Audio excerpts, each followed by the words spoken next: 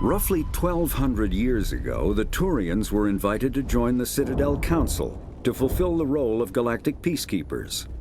The Turians have the largest fleet in Citadel space, and they make up the single largest portion of the Council's military forces.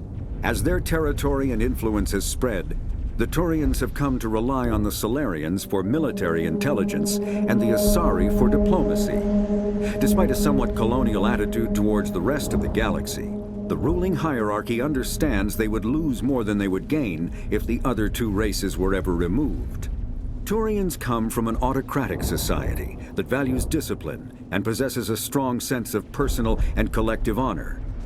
There is lingering animosity between Turians and humans over the First Contact War of 2157, which is known as the Relay 314 incident to the Turians. Officially, however, the two species are allies, and they enjoy civil, if cool, diplomatic relations.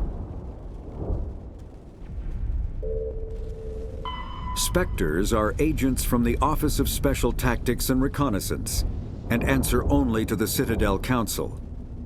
They are elite military operatives, granted the authority to deal with threats to peace and stability in whatever way they deem necessary.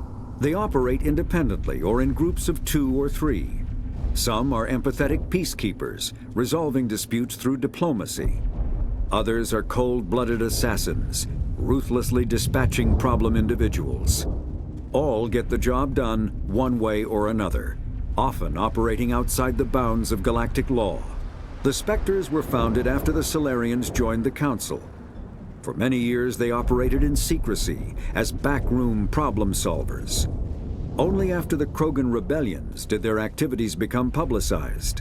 Assignment of a Spectre is less contentious than a military deployment, but makes it clear that the Council is concerned about a situation. The Systems Alliance is an independent supranational government representing the interests of humanity as a whole. The Alliance is responsible for the governance and defense of all extrasolar colonies and stations.